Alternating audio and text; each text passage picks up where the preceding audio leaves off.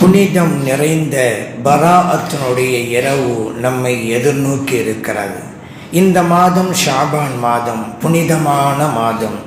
இந்த லைலத்துல் பராஅத்துடைய இரவை பற்றி கண்மணி நாயகம் ஸல்லல்லாஹு அலைஹி வஸல்லம் அவர்கள் பல்வேறு ஹதீதுகளிலே சிறப்பித்து கூறியிருக்கிறார்கள்.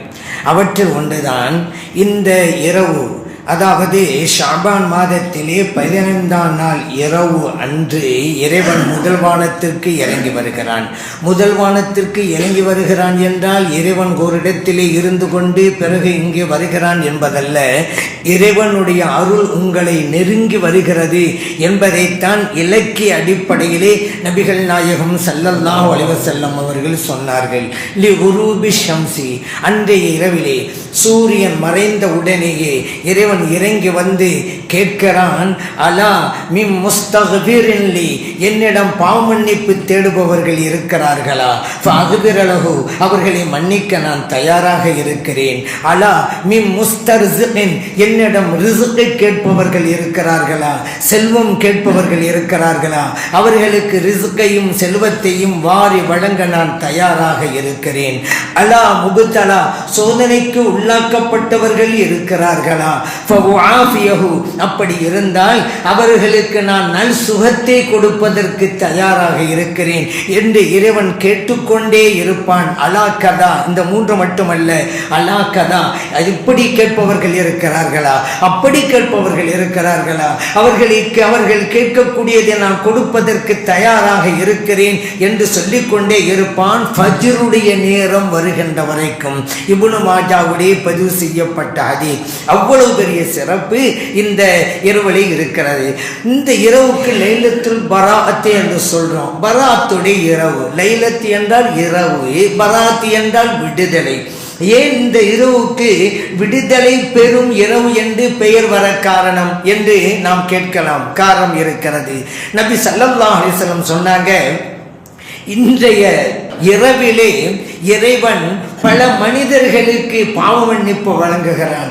எண்ணிக்கையை சொல்லி காட்டுகிறார்கள் நபிகள் நாயகம் ஸல்லல்லாஹு அலைஹி வஸல்லம் அவர்கள். கல்பு கூட்டத்தாரிடம் இருக்கிற ஆடுகளுடைய உரோமங்களின் எண்ணிக்கை அளவிற்கு இறைவன் மன்னிப்பு வழங்குகிறான் என்று நபி ஸல்லல்லாஹு அலைஹி வஸல்லம் அவர்கள் கூறினார்கள். திருமீதியிலே பதிவு செய்யப்பட்ட ஹதீஸ். இறைவன் மன்னிப்பு வழங்குகிறான். பாவம் இழைத்தவர்கள் எல்லாம் நரகத்திலிருந்து விடுதலை பெறுகிறார்கள். ஆகவேதான் அந்த இரவிற்கு லைலத்துல் பராஅ, விடுதலை பெறுகின்ற இரவு என்று பெயர் சூட்டப்பட்டது என்பதையும் நாம் அறிந்து கொள்ள வேண்டும். சில பேர் சொல்லுவாங்க, அப்பெல்லாம் ஒரு இரவு இல்லைங்க. அப்படி இரவு இல்லைங்கிறதுக்கு என்ன தெரியுமா ஆதாரம்? அவன் புதுசாக கண்டுபிடிச்சிருக்கிறான் ஆதாரம். என்னன்னு கேட்டா, ஷபே பராத் தானே சொல்றாங்க. நீங்க ஷபே பராத்ங்கிற வார்த்தையை குர்ஆனில் தேடுங்க, ஹதீஸில் தேடுங்க, அதுல இருக்கிறதான்னு பாருங்க. இல்லையில அப்படின்னு சொன்னா மார்க்கத்திலே இல்லைன்னு தானே அர்த்தம். இருந்தாதான் குர்ஆன்ல அந்த வார்த்தை இருந்திருக்குமே, ஹதீஸில் அந்த வார்த்தை இருந்திருக்குமே என்று ஆய்வு செய்கிறோம் என்கின்ற பெயரிலே தங்களுடைய அறியாமையை வெளிப்படுத்திக் கொண்டிருக்கிறார்கள் சிலர். நான் கேட்கிறேன், அரபியிலே ஒன்று இருந்தால் அதை தமிழிலே சொல்வது வழக்கம் உண்டு, உருதிலே சொல்வது வழக்கம் உண்டு, பார்சியிலே சொல்கின்ற வழக்கம் இருக்கிறதல்லவா? பாங்கு சொல்றாங்க அப்படிங்கிறோம். பாங்குன்னா என்னங்க? பார்சி வார்த்தை தானே அது. அதனால என்ன பாங்கு அப்படின்டா? பாங்குங்கிற வார்த்தை குர்ஆன்ல தேடி பார்த்தேன், ஹதீஸில் தேடி பார்த்தேன், அப்படி ஒரு வார்த்தை இல்லை. அதனால பாங்கே இல்லைன்னு சொல்லுங்களேன். அரபியில அதாண்டு சொன்னோம், இது பார்சியில பாங்கு அப்படிங்கிறோம். அவ்வளவுதானங்க. இது கூட தெரியாதா? ஒரு லாங்குவேஜில் மொழிபெயர்த்து கூறுவது என்பது எத்தனையோ வார்த்தைகள் இருக்கிறது அல்லவா? அப்படி பார்த்தா ஹஜ்ஜு பெருநாளைக்கு பக்ரீத் அப்படிங்கிறாங்க. ஒரு ஆள் வந்தாரு, பக்ரீத்தா அப்படி மார்க்கத்திலே இல்லைங்கிறாரு. ஏங்க? பக்ரீத் வார்த்தையை குர்ஆன்ல தேடுங்க, பக்ரீத் வார்த்தையை ஹதீஸில் தேடுங்க. இல்லை இல்லை, அப்ப ஹஜ்ஜு பெருநாள் இல்லையா அப்படி சொல்லிடலாம் நீங்க. ஏங்க? பக்ரீத்ங்கிறது உருது மொழி பேசக்கூடியவர்கள் சொல்லுகிற வார்த்தை. நாம் ஹஜ்ஜு பெருநாள் தமிழ்ல சொல்லுவோம், நோன்பு பெருநாள் தமிழ்ல சொல்லுவோம். அதனால நோன்பு பெருநாள் இல்லை. ஏன்? நோன்பு பெருநாள்ங்கிற வார்த்தை குர்ஆன்லயும் கிடையாது, ஹதீஸிலும் கிடையாது. ஆனா நோன்பு பெருநாள் இல்லைன்னு சொல்லியல. என்ன இது எவ்வளவு பெரிய அறியாமை வெளிப்படுத்துகிறார் பாருங்க. அப்ப அதெல்லாம் பார்சி மொழியிலே ஷபேண்டா இரவுண்டு அர்த்தம். ஷபே பராத்னா பராத் இரவுண்டு அர்த்தம். நம்ம தமிழ்ல சொல்றோம் பராத் இரவுண்டு, அவ்வளவுதான். ஆனா ஆய்வு செய்கிறோம் என்று அறியாமையை வெளிப்படுத்தி கொண்டிருக்கிறார்கள். சரி, அன்றைய இரவிலே நாம் வணக்க வழிபாடுகள் செய்கிறோம், பகலிலேயும் நோன்பு வைக்கிறோம். காரணம் என்ன? எதுவாக இருந்தாலும் ஆதாரம் இல்லாமல் நாம் செய்வதில்லை தானே. அப்படித்தான் இதுவும் கூட. கண்மணி நாயகம் ஸல்லல்லாஹு அலைஹி வஸல்லம் அவர்கள் கூறினார்கள், கூமு லைலஹா, அந்த இரவிலே நின்று வணங்குங்கள், வசூமு நஹாரஹா, அந்த பகலிலே நீங்கள் நோன்பு வையுங்கள் என்றார்கள். இப்னு மாஜாவிலே பதிவு செய்யப்பட்ட ஹதீஸ். நமக்கெல்லாம் யார் ரசூலுங்க? முஹம்மது ஸல்லல்லாஹு அலைஹி வஸல்லம் அவர்கள் சொன்னார்கள், நீங்கள் அந்த பகலிலே நோன்பு வைங்க. நாம் நோன்பு வைக்கிறோம். ஆனா இன்னைக்கு வஹாபிகள் பராத்திலே நோன்பெல்லாம் இல்லை, வைக்க கூடாது என்கிறார்கள். நான் கேட்கிறேன், எங்களுக்கு முஹம்மது ஸல்லல்லாஹு அலைஹி வஸல்லம் அவர்கள் இறை தூதர், அவர்கள் சொன்னாங்க நீங்கள் நோன்பு வைங்க அப்படின்னு சொல்லி நாங்கள் நோன்பு வைக்கிறோம். ஆனா நீங்க நோன்பு வைக்காதீங்க அப்படிங்கிறீங்களே, உங்களுக்கு யாரு ரசூல்? அதை சொல்லுங்க. ஏன்னா எங்க ரசூல் சொன்னாங்க, நாங்க செய்யணும், நீங்க வேணாங்கிறீங்க. யாரை நீங்க ரசூலாக பின்பற்றீங்க? அப்படி அவங்க சொல்லியிருக்காங்களா உங்களுக்கு? அதை நீங்க தெளிவுபடுத்தணும். நான் கேட்கிறேன், வைக்காதீங்க அப்படின்னு சொல்றீங்களே, எப்படிங்க? ஒரு வருடத்தில் எந்தெந்த நாட்கள் நோன்பு வைக்க கூடாது என்பதை இறை தூதர் ஸல்லல்லாஹு அலைஹி வஸல்லம் அவர்கள் தான் தெளிவுபடுத்தி விட்டார்கள் அல்லவா? நோன்பு பெருநாள் என்று, ஹஜ்ஜு பெருநாள் என்று, அதற்கு அடுத்து வருகின்ற ஐயாமு தஷ்ரீக் என்று 3 நாட்கள், ஷக்குடைய நாள், வெள்ளிக்கிழமை மட்டும் என்றெல்லாம் சொல்லிவிட்டார்களே நபிகள் நாயகம் ஸல்லல்லாஹு அலைஹி வஸல்லம் அவர்கள் நோன்பு வைக்க கூடாத நாட்கள் என்று. அந்த வரிசையிலே பராத்துடைய நோன்பு, அதாவது ஷாபான் மாதம் 15 நோன்பு வைக்காதீர்கள் என்று நபி ஸல்லல்லாஹு அலைஹி சொன்னாங்களா? நீங்க எனக்கு புதுசா ஒன்று சேர்க்கிறீங்க. நபி ஸல்லல்லாஹு அலைஹி வஸல்லம் எந்தெந்த நாட்களில் கூடாது என்று சொல்லிட்டு போயிட்டாங்க. நீ அதிலே இந்த ஷாபான் மாதம் 15ஆம் நாள் ஒன்றாகும் என்று நீங்களும் ஒன்று புகுத்துறீங்க. அப்ப நபி ஸல்லல்லாஹு அலைஹி வஸல்லம் அவர்கள் தங்களுடைய ரிசாலத்தை முழுமைப்படுத்தவில்லையா? அவர்கள் சொல்ல வேண்டிய விஷயத்தை சொல்லாம போயிட்டாங்களா? நீங்க அதை சரி செய்றீங்களோ? நபி ஸல்லல்லாஹு அலைஹி வஸல்லம் அவர்களுக்கு அந்த நாளும் கூடாது என்றா அவங்களும் சொல்லி இருப்பாங்களங்க, நீங்களும் புதுசா. அப்படியானா நீங்க தான் பித்அத்துவாதிகள். இப்ப புரியுதா? மௌலிது ஓதுவது, மீலாது விழா கொண்டாடுவது, அதுவெல்லாம் மார்க்கத்தில் உள்ளது. அது பித்அத்துன்னு சொல்றாங்க, அது சரியில்லை, அது பித்அத்து கிடையாது. ஆனா இன்னைக்கு இப்ப சொல்றாங்கல்ல, பராத்துடைய நோன்பு வைக்க கூடாது என்று, இது பக்கா பித்அத், மார்க்கத்தில் இல்லாத ஒன்று இவர்கள் புகுத்துகிறார்கள். மார்க்கம் அனுமதித்ததை இவர்கள் ஆகாது என்று சொல்கிறார்கள். மார்க்கம் ஆகும் என்று சொன்னதை இவர்கள் ஹராம் என்கிறார்கள். அப்படியானால் அல்லாஹ் சொல்றானே, யா அய்யுஹல்லதீன ஆமனு லா துஹர்ரிமு த்வையிபாத்தி மா ஹல்லல்லாஹு லக்கும், அல்லாஹ் உங்களுக்கு ஆகுமாக்கியதை நீங்கள் ஹராம் ஆக்காதீர்கள். அந்த 15ஆம் நாள், ஷாபான் மாதத்தின் 15ஆம் நாள் நோன்பு வைப்பதற்கு மார்க்கத்தில் ஆகும் தடையில்லை. ஆனால் இவர்கள் கூடாது என்று சொல்கிறார்கள் என்றால், ஆகுமானதை, இறைவன் ஆகுமாக்கியதை கூடாது என்கிறார்கள். இது பட்டவர்த்தனமாக இந்த வசனத்தை மீறுவதல்லவா? அல்லாஹ் ஹலால் ஆக்கினதை ஹராம் ஆக்கிய அல்லாஹ் சொல்லுவான், நீங்க ஹலாலா ஹராம் ஆக்கிட்டு இருப்பீங்க. குர்ஆன் ஹதீஸை பின்பற்ற வேற, அப்பாவை இளைஞர்களை ஏமாத்திக்கிட்டு இருப்பீங்க.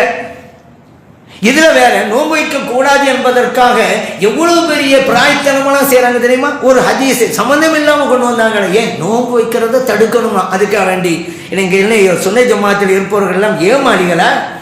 ஒரு ஹதீஸ் இருக்குதுங்க, இதா பக்கிய நிஸ்ஃபும் மின் ஷாபான், ஷாபான் மாதத்தில் பாதி மீதம் இருந்தால் ஃபலா தஸூமு, நீங்கள் நோன்பு நோக்க வேண்டாம். திருமதியிலே பதிவு செய்யப்பட்ட ஹதீஸ். ஏன் நபி ஸல்லல்லாஹு அலைஹி வஸல்லம் சொன்னாங்கன்னா, ரமலானுக்கு தயாராக வேண்டும். பின்னால் உள்ள பாதியில் ஒரு ஆள் நோன்பு வச்சுக்கிட்டு, நஃபிலா நோன்பு தான் சொல்லப்படும், கல்லாவா நோன்புக்கெல்லாம் கிடையாது. ஒரு ஆள் நஃபிலா நோன்பு வச்சுக்கிட்டு இருந்தால் பலவீனம் அடைஞ்சிருவார்ல. அப்படியெல்லாம் ரமலான் மாதத்து நோன்பை இப்போ இவர் எப்படி வைப்பார் சரியாக? ஆகவே நீங்கள் உங்கள் உடம்பை சரியாக்கிக் கொள்ளுங்கள். நோம்பெல்லாம் வச்சுக்கிட்டு இருக்க வேணாம். விந்தன பகுதியில் உடம்பை நல்லா வலுவா வச்சுக்கிறங்க, அப்பதான் நல்லா நோன்பு வைக்க முடியும். அதற்காக சொல்லப்பட்ட ஹதீஸ். இப்ப நான் என்ன சொல்ல வர்றேன், ஸல்லல்லாஹு அலைஹி வஸல்லம் என்ன சொன்னாங்க? பாதி முடிந்து பாதி மீதம் இருந்தால் நோன்பு வைக்காங்க, அப்படிதானே? இப்ப ஷாபான் மாதம் 15 நம்ம நோன்பு வைக்கிறோமே, அது முந்தின பாதியா பிந்தின பாதியா? ஒரு மாசத்துல பாதி முடிஞ்சுன்னு சொன்னாக்கா 15 நாள் முடிஞ்சிடும். 16வது நாள் தான் பிந்தின பகுதி ஆரம்பிக்குது. அந்த பிந்தின பகுதியில் தான் நோன்பு வைக்காதீங்கன்னு சொல்றாங்க நபி ஸல்லல்லாஹு அலைஹி வஸல்லம். முந்தின பகுதிக்கு அல்ல. நாம் 15 நோன்பு வைக்கிறோமே அது முந்திய பகுதியில் உள்ளது. வஹாபிகளே, உங்களுக்கு குர்ஆனும் தெரியல, ஹதீஸும் தெரியலன்னு பார்த்தா கணக்கும் கூட தெரியாதா? ஒரு மாசத்துல பாதி முடிஞ்சு போடுறான்னா 15 முடியுங்கிறது கூட தெரியாதா? அடிப்படை அறிவு கூட தெரியாதா? எப்படியாவது தடுக்க பார்க்கிறாங்களாம். அதுக்காக அதே போல நம்ம நின்று வணங்குகிறோம். அந்த அன்னைக்கு இரவுல நின்று வணங்குகிறோம். இறைவன் நமக்கு கொடுத்த பாக்கியங்க. வஹாபிகள் எத்தனையோ நற்பாக்கியங்களை இழந்து விட்டார்கள், சொன்ன ஜமாத்திலே இல்லாததுனால. அதிலே இதுவும் ஒன்று. ஏன் நம்ம நின்று வணங்குறோம் இரவுல? நபி ஸல்லல்லாஹு அலைஹி சொல்லிட்டாங்க, கூமு லைலஹா, அந்த ஷாபான் மாதத்தின் 15ஆம் நாள் இரவன்று நின்று வணங்குங்கள். இப்னு மாஜாவில் இருக்குது. நமக்கு யார்? ரசூல் முஹம்மது ஸல்லல்லாஹு அலைஹி வஸல்லம் அவர்கள். அவங்க சொன்னாங்க நீங்க நின்று வணங்குங்க. நம்ம அவங்க ரசூலா ஏற்றுக்கிறோம். அவங்க சொன்னப்பால் நின்று வணங்குறோம். ஆனா அப்படி நின்று இரவிலே வணங்க கூடாது என்று வஹாபிகள் சொல்றாங்களே. நான் கேட்கிற வஹாபிகள், உங்களுக்கு ரசூல் யார்? ஏன் இது கூடாதுன்னு சொல்றீங்க? எங்க ரசூல் சொன்னாங்க, நாங்க வணங்குறோம். அதற்கு என்ன ஆதாரம்? இதான் ஆதாரம். சிலர் சொன்னதுதான் ஆதாரம். ஆனா வணங்குவதற்கு ஆதாரம் கேட்கிற ஒரே கூட்டம் இதுதாங்க. படைக்கப்பட்டதே அல்லாஹ்வை வணங்குறதுக்கு தான். வமா ஹலக்துல் ஜின்ன வல் இன்ஸ இல்லா லியஅபுதூன். இறைவன் குர்ஆன்ல சொல்றான், மனித இனத்தையும் ஜின் இனத்தையும் என்னை வணங்குவதற்கு படைத்தேன். நாம் படைக்கப்பட்டதே இறைவனை வணங்க. அந்த பராத்திரை இரவுல நின்று வணங்குகிறோம். அதற்கு ஆதாரம் கேட்கிறார்கள். அந்த அன்னைக்கு நின்று இறைவனை தொழுகிறோம், திக்ர் செய்கிறோம், குர்ஆன் ஓதுறோம், துஆ செய்கிறோம். எல்லா அமல்கள் தானங்க செய்கிறோம். அல்லாஹ்வை தான் நாங்கள் வணங்குறோம். படைக்கப்பட்ட அதுக்கு தானங்க. அதுக்கு போய் ஆதாரமா? அல்லாஹ் வணங்குவதற்கு ஆதாரம் கேட்குறீங்களா? சரி, குர்ஆன்ல அல்லாஹ் வணங்குன்னு சொல்லிட்டான். நபி ஸல்லல்லாஹு அலைஹி வஸல்லம் அந்த இரவு வணங்குன்னு சொல்லிட்டாங்க. அதனால தான் நாம் வணங்குகிறோம் அப்படிங்கிறத புரிஞ்சுக்கிடுவோம். அடுத்து இவர்கள் சொல்லுவாங்க பராத்தி இல்லை. வஹாபிகளுடைய எல்லா பிரிவுகளும் ஒட்டுமொத்தமாக சொல்லுவாங்க பராத்தி இல்லை, பராத்தி இல்லை, பராத்தி இல்லை என்று. நான் சொல்றது, ஏங்க அப்படி சத்தம் போடுறீங்க? நீங்க சொல்றதும் உண்மைதாங்க அப்படின்ட்டானா. என்ன உண்மையா? ஆமா. ஏன் பராத்தி இல்லை பராத்தி இல்லைங்கிறீங்கல்ல, அது உங்களுக்கு இல்லை. பராத்து உண்டு என்று நம்ம சொல்றோம்ல, எங்களுக்கு உண்டு, அவ்வளவுதான். உங்களுக்கு இல்லாம இருக்கலாம், அவங்களுக்கு இல்லைன்னு சொல்றதுக்கு காரணம் இருக்குது. என்ன தெரியுமா? நபி ஸல்லல்லாஹு அலைஹி சொல்றாங்க, அன்றைய இரவிலே யக்ஃபிரு லி ஜமீஇ ஹல்கிஹி, அல்லாஹ் எல்லோருக்கும் மன்னிப்பு வழங்குகிறான். இரவரை தவிர இல்லா லி முஷ்ரிக்கின், இணை வைப்பாளர் அவருக்கு மன்னிப்பு கிடையாது. அவ் முஷாஹின், விரோதம் கொள்பவர், பகமை பாராட்டுபவர், இவருக்கும் கிடையாது. இப்னு மாஜாவில் பதிவு செய்யப்பட்டாது. 2 பேருக்கும் மன்னிப்பு கிடைக்காது. ஷிர்க் வைக்கிறவங்க, மற்றவர்களோட விரோதம் குரோதம் கொள்ளக்கூடியவங்க. ஆனா அதனால தான் நான் சொல்றேன், இந்த கூட்டத்துக்கு பராத்தி இல்லதான். ஏன்? அல்லாஹ் சொல்லிட்டால, முஷ்ரிக்குகளுக்கு மன்னிப்பு இல்லைன்னு சொல்லிட்டால அந்த இரவுல. இவர்கள் எத்தனையோ ஷிர்க் செய்யறாங்களே, அதுல குறிப்பா 2 ஷிர்க்க சொல்லாமே. அல்லாஹ்வுக்கு உருவம் உண்டு, முடிஞ்சு போச்சே. இன்னல்லாஹ லா யக்ஃபிரு அன் யுஷ்ரக பிஹி வ யக்ஃபிரு மா தூன தாலிக லிமன் யஷா. யார் இறைவனுக்கு இணை வைக்கிறார்களோ அந்த பாவத்தை இறைவன் மன்னிக்கவே மாட்டான். மற்ற பாவங்களை நாடியவர்களுக்கு மன்னிப்பான். இன்ன ஷிர்கல ஸுல்முன் அஸீம், இணை வைத்தல் என்பது மிகப்பெரிய அநீதம் என்கிறான் இறைவன். அந்த ஷிர்க்கை பட்டவர்த்தனமாக செய்யக்கூடியவர்கள் அல்லவா வஹாபிகள்.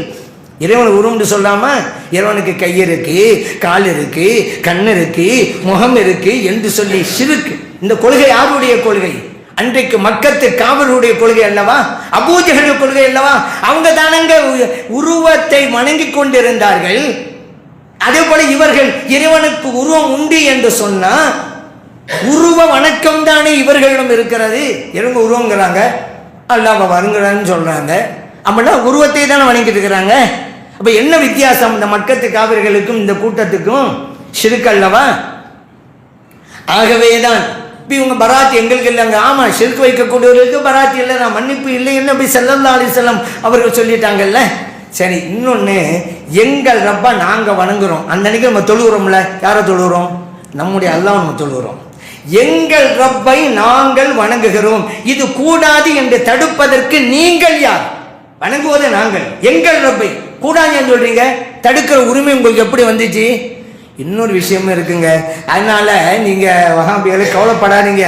நாங்க உங்க கடவுளை வணங்கவே இல்லை, எங்க அல்லாஹ்வை தான் வணங்கிட்டு இருக்கிறோம். ஏன்னா நீங்க இறைவன் உருவம் உண்டுன்னு சொல்றீங்க, அந்த உருவமுள்ள இறைவன் நாங்கள் வணங்கவே இல்லையே. எங்களை போய் தொழாதீங்க தொழாதீங்க சொல்றீங்க. உங்கள் கடவுளை நாங்கள் வணங்கணுமா? நாங்கள் உருவமற்ற அல்லாஹ்வை அல்லவா வணங்கி கொண்டிருக்கிறோம். ஆக தொழாதீங்க சொல்றதுக்கு உங்க உரிமை இல்லையே. உங்கள் கடவுள் வேறு, எங்கள் அல்லாஹ் வேறு அல்லவா? அந்த அதே போல இன்னொரு ஷிர்க்கும் அவர்களிடம் இருக்கிறது. அது என்ன அப்படின்னு கேட்டாக்கா, உயிர் உள்ளவர்களுக்கும் சக்தி இருக்கிறது அப்படிம்பாங்க. நம்ம சொல்லுவோம் இறைவனை தவிர வேறு யாருக்கும் சக்தி கிடையாது. வஅன்னல் குவ்வத லில்லாஹி ஜமீஆ, ஆற்றல் அனைத்தும் அல்லாஹ் ஒருவனுக்குத்தான். அதனால வலியுல்லாவா இருந்தாலும் சரி, நபியுல்லாவா இருந்தாலும் சரி, யாரா இருந்தாலும் உதவி செய்கிற ஆற்றல் அவர்களுக்கு இல்லை, அல்லாஹ் தான். அல்லாஹ் யாரு மூலமும் உதவி செய்வான். வலியுல்லா மூலமாகவும் உதவி செய்வான், நபியுல்லா மூலமாக உதவி செய்வான், மற்ற சகோதரர் மூலமாக உதவி செய்வான். செய்வது இறைவன். எங்கள் கொள்கை இது. ஆனா நீங்க என்ன சொல்றீங்க? இறந்து போனா உதவி செய்ய முடியாது, உயிரா இருந்தா உதவி செய்ய முடியும். சிறுக்கல்லவா இது? அல்லாவுக்கு மட்டும்தான் ஆற்றுக்குன்னு அல்லாஹ் குர்ஆன் சொல்லிட்டான். நீங்க உயிரா உள்ளவர்களுக்கும் சக்தி இருக்கிறதுங்கிறீங்க, அல்லாஹ்வுடைய சக்தி உயிருள்ள மனிதர் கொடுக்குறீங்க. பச்சை சிறுக்கல்லவா இது? சிறுக்கு பண்ணக்கூடியவர்களுக்கு மன்னிப்பு கிடையாது. அந்த பராத்து இரவிலே எங்களுக்கெல்லாம் பராத்து இல்லைண்டா அவங்களுக்குள்ள உண்மையை அவங்க சொல்லிக்கிட்டு இருக்கிறாங்க. நம்ம அன்னைக்கு என்னென்ன அமல்கள் செய்கிறோம்? ஜியாரத்துக்கு போவோம். அந்த இரவுல நபி ஸல்லல்லாஹு அலைஹி வஸல்லம் செய்தது தான். அன்றைய தினம் நாம் செய்கிற எல்லா வணக்க வழிபாடுகளும் ஆதாரங்கள் அடிப்படையிலே தான்.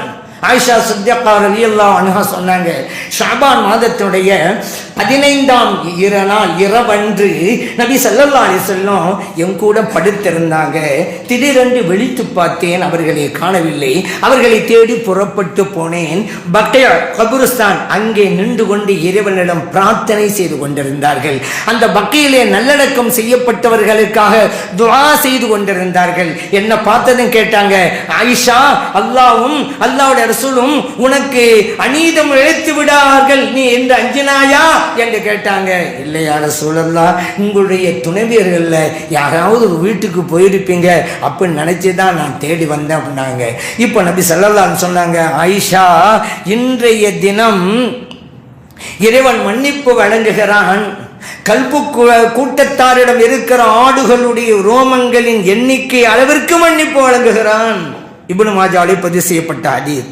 இந்த ஹதீஸின் அடிப்படையிலே தான் நபி ஸல்லல்லாஹு அலைஹி வஸல்லம் அவர்கள் ஜியாரத் செய்தார்கள் என்கிற அடிப்படையில் திருமிதியிலே பதிவு செய்யப்பட்ட இந்த ஹதீஸ். கல்பு கூட்டம் அப்படிங்கிறது அந்த இப்னு மாஜாவிலே இருக்கிறது.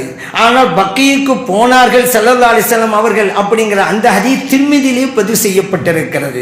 அந்த வகையிலே நபி ஸல்லல்லாஹு அலைஹி வஸல்லம் அவர்கள் பராத்துடைய இரவன்று கபிரிஸ்தானுக்கு போய் ஜியாரத்து பண்ணியிருக்கிறாங்க. அந்த மன்னரை வாசிகளுக்கு துஆ செஞ்சிருக்கிறாங்க. ஆகவே தான் அன்றைய தினத்திலே அந்த இரவுல நாமெல்லாம் கபிரிஸ்தானுக்கு போகிறோம். கபிரிஸ்தானில் லைட்டெல்லாம் போட்டு வச்சிருக்காங்கல்ல, ஏன் மக்கள் நிறைய பேர் வருவாங்க அப்படிங்கிறதுனால தான். அப்படி ஜியாரத்தை செஞ்சுட்டா அந்த சுன்னத்தையும் நாம் ஹயாத்தாக்கி விட்டோம். அதுக்கடுத்து என்ன, மகரிபு தொழுதோன்னா 3 யாசீன் ஓதுவோம். இதுக்கு சில பேர் 3 யாசீன் ஓதுகிறீர்களே, என்ன ஆதாரம்? அன்றைய தினத்திலே 3 யாசீன் ஓத வேண்டும் என்று எந்த ஹதீஸிலே இருக்கிறது கேட்பார்கள். இதையும் அப்பாவி இளைஞர்கள் நம்பிக்கொண்டு அந்த ஒரு நற்பாக்கியத்தையும் இழந்து நிற்கிறார்கள். யாசீன் ஓதுவது என்பது குர்ஆனை ஓதுவது. நபி ஸல்லல்லாஹு அலைஹி சொன்னாங்க, ஒவ்வொரு எழுத்துக்கும் 10 நன்மை உண்டு. குர்ஆனை ஓதனா அலிஃப் லாம் மீம். அலிஃப் லாம் மீம் என்பது ஒரு எழுத்து அல்ல. அலிஃபுன் ஹர்ஃபுன், அலிஃப்ங்கிறது ஒரு எழுத்து. லாமுன் ஹர்ஃபுன், லாம்ங்கிறது ஒரு எழுத்து. மீமுன் ஹர்ஃபுன், மீம்ங்கிறது ஒரு எழுத்து. அப்படியானால் 30 நன்மைகள் கிடைக்கும். அலிஃப் லாம் மீம் என்றால் திருமதியிலே பதிவு செய்யப்பட்ட ஹதீஸ். குர்ஆனை ஓதுங்கள் என்று இறைத்தூதர் ஸல்லல்லாஹு அலைஹி வஸல்லம் சொல்கிறார்கள். இந்த கூட்டமோ குர்ஆனை ஓதாதே, 3 யாசீன் ஓதாதே. எல்லா நாட்களும் ஓதலாம் தானே, அந்த அன்னைக்கு யாசீனை ஓதாதேன்னு சொன்னா பராத் இரவன்னைக்கு குர்ஆனை ஓதாதேன்னு தானே அர்த்தம். ஏங்க தொழிலை விட்டும் தடுக்க பார்க்குறீங்க, நோம்பை விட்டும் தடுக்க பார்க்குறீங்க, குர்ஆனை ஓதலை விட்டும் தடுக்க பார்க்குறீங்க. இதுக்கு தான் ஒரு இயக்கம் நீங்கள் நடத்துறீங்களா? மக்களை எல்லாம் வணக்க வழிபாடுகளிலிருந்து அகற்றிடணும். இதற்காக பணம் செலவு நேரம் எல்லாம் என்ன கொடுமை இது? சரி, அந்த அன்னைக்கு யாசீன் ஓதுவதற்கு என்ன ஆதாரம்? சரி, பராத் இரவன்னைக்கு யாசீன் ஓதணும் ஹதீஸில் வந்திருக்குன்னு யாரும் கூட சொன்னா? நான் கேட்குறேன், யாரா சொன்னாங்களா? பராத் அன்னைக்கு யாசின் ஓதுங்க, 3 யாசின்ல ஓதுங்க, ஹதீஸில் இருக்குது அப்படின்னு யாரு சொன்னது உங்கள்கிட்ட? நீங்கள் என்ன செய்யணும்? எங்கிட்ட கேட்கணும். யாசின் ஓதுறியல, பராத் அன்னைக்கு 3 யாசின்லாம் ஓதுறீங்கள, அதுக்கு என்னங்க காரணம்னு எங்கிட்ட கேளுங்க, காரணத்தை சொல்கிறோம். என்னமோ ஆதாரங்கிறீங்க, நாங்கள்லாம் வந்திருக்க ஹதீஸை வந்திருக்க மாதிரி. ஏன் தெரியுமா? நபி ஸல்லல்லாஹு அலைஹி சொன்னாங்கல்ல, அந்த இரவு என்ஜிலு ஃபீஹா, அல்லாஹ் இறங்குகிறான் லிகுரூபி ஷம்சி, சூரியன் மறைந்தவுடன் வந்து கேட்கிறான், என்னிடம் பாமன்னிப்பு தேடுபவர் யார், என்னிடம் ரிஸ்க் தேடுபவர் யார், சோதனைக்கு உள்ளாக்கப்பட்டவர்கள் இருக்கிறார்கள் என்று இறைவன் கேட்டுக்கொண்டே இருக்கிறான் அல்லவா.